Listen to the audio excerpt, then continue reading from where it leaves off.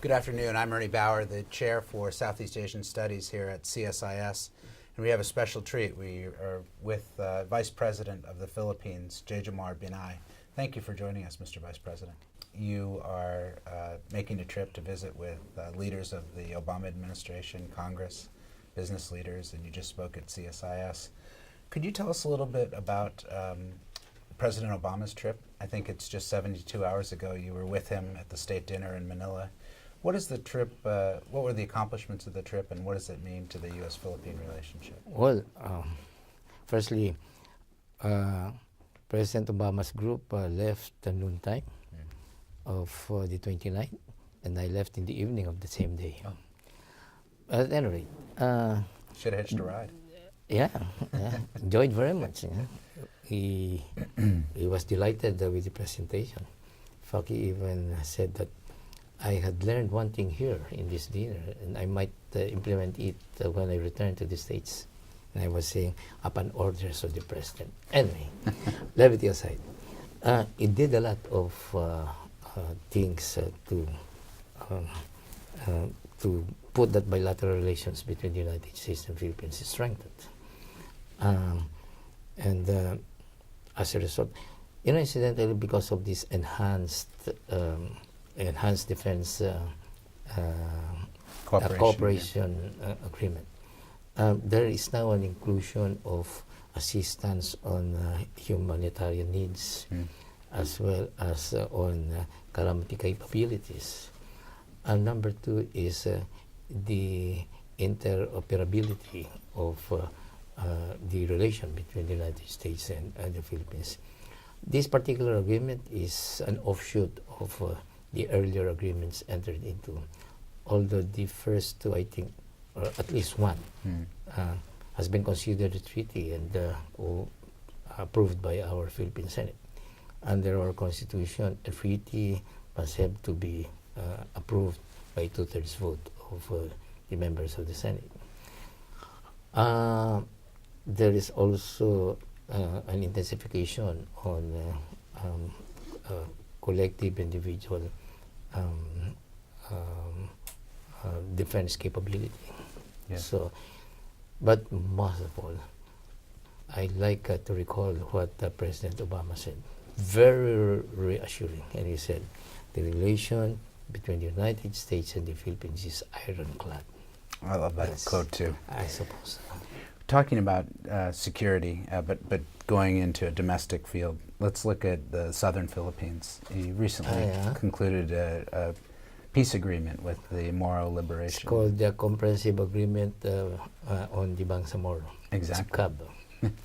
Could you talk a little bit about that agreement? Is that going to be a sustainable agreement where you can... Well, we're hoping and praying that it would end up into a lasting peace.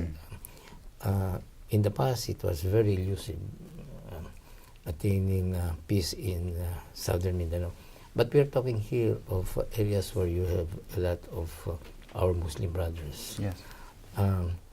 We had hoped and prayed in the past when we had that agreement with MNLF.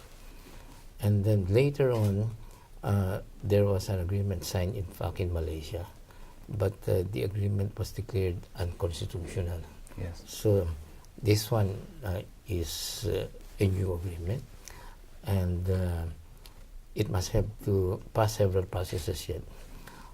Right now, the president and his legal staff are making a total review, and then it will be forwarded to our Congress to make it a basic law.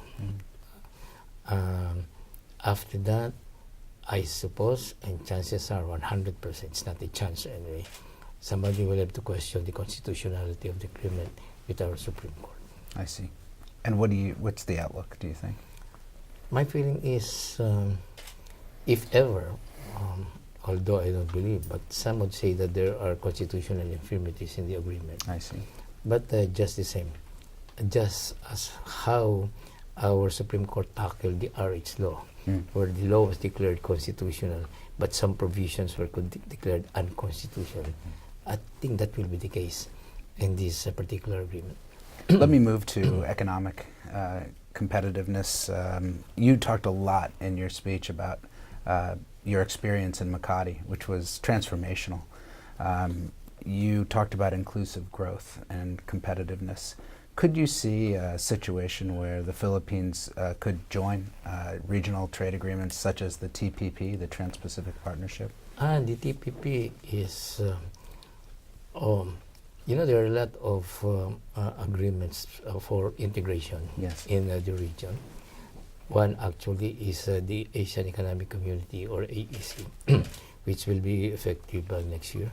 And we are all out, I think, in joining it. Yes. In this particular partnership, it's still under review by our government whether we should be a part of it or not. So officially, there's yet no decision as to whether we're going to join. And what's your view? I think, any move for integration will certainly be beneficial for the Philippines, considering that integration involving countries who are enjoying a lot of economic growth Yes. will have a lot of benefit. It will be negative for those who are having a problem with their economy. Talk about China for a moment.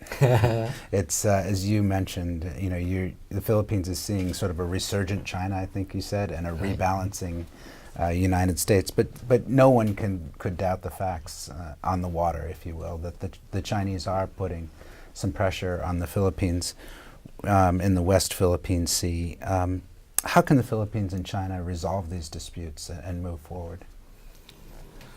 Well, let me just say that the position of the Philippines in this particular incident is looking forward to a peaceful solution. Yes.